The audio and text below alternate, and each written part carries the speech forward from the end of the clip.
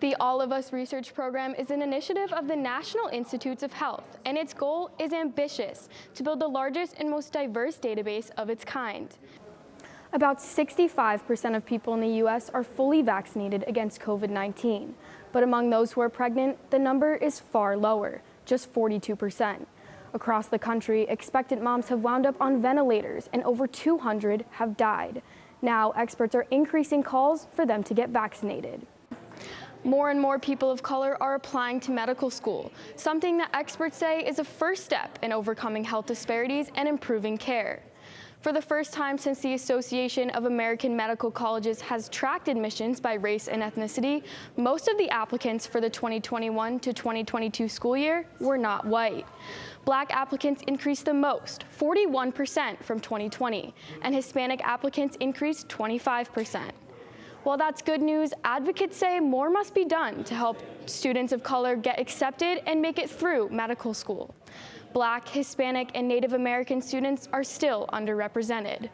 Money may be a factor. The average cost of medical school is a whopping $218,000. Here in Arizona, a nonprofit founded by 2 doctors of color is trying to combat these issues. Here at ViTalent, you can donate blood that will be sent to over 900 hospitals across the nation, and around 60 of those are in Arizona alone. Blood centers across Arizona, much like this one in Tempe, are experiencing a 33% drop in donations compared to levels before the pandemic. ViTalent is an Arizona nonprofit that collects blood and sends it across the nation. The company says thousands of blood drives have been canceled over the past 18 months. Tragedy strikes without a moment's notice, and you can't wait till someone you know is lying in a hospital bed needing a life-saving transfusion to give blood. These tragedies are a personal experience for Thu. Her mother, father, and brother have all required blood transfusions in the past. My dad on Christmas Eve, it was 20 years ago, but it's still so vivid for me. On Christmas Eve, he had a heart attack and was rushed to the hospital needing quadruple bypass surgery. And he required transfusions from 15 different people. And because of those 15 donors, Thu had her dad with her for another year and a half. 63-year-old Richard O'Connor has been donating blood for the past 45 years. He sees it as part of his civic duty. There are some people that can't donate, so I try to make up for those that can. Here at ViTalent, you can donate blood that will be sent to over 900 hospitals across the nation, and around 60 of those are in Arizona alone. The Red Cross says donations nationwide have declined 10% since March 2020. Type O positive and negative blood are especially needed, and experts are also encouraging people of color to consider blood donation to help fight sickle cell disease and other disorders. In Tempe, Anna Stansfield, Cronkite News.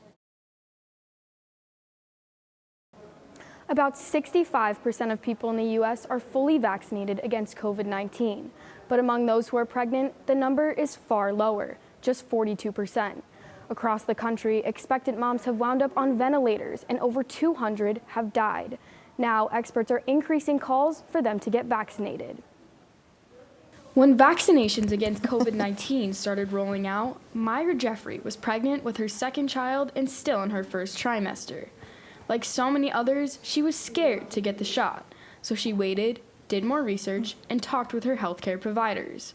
Ultimately, she decided that getting vaccinated was the best thing for her and her child. I remember posting on social media, like that proud moment. I just got vaccinated. I'm protecting myself and my baby, and I would get messages like, "Did you talk to your doctor about that?" The Food and Drug Administration and the CDC recommend that pregnant people or those trying to become pregnant get vaccinated. Studies show they're safe and may even help protect newborns against severe cases of COVID. When the mother is vaccinated, then some of the antibodies can be transmitted transplacentally through the placenta to the baby. And also, when they're vaccinated, they can get some of the antibodies through the breast milk. Those who are pregnant and get COVID face increased risk of severe illness and death, and experts say there are other risks, like giving birth too early or stillbirth. Despite the research, misinformation and myths about the vaccine side effects have left some in fear. The latest CDC data shows that Asian and white people have the highest rates of vaccination before or during a pregnancy.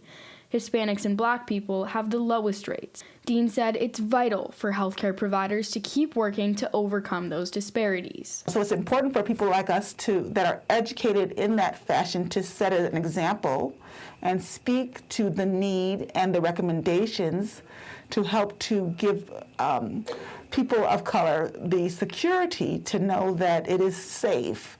After Jeffrey received her vaccine, she had a sore arm and felt tired, and she felt great through the rest of her pregnancy. Again, going back to the COVID vaccine, it's very important to ensure your health and wellness and that of your family. But there's a lot of things that you can do, and he agrees.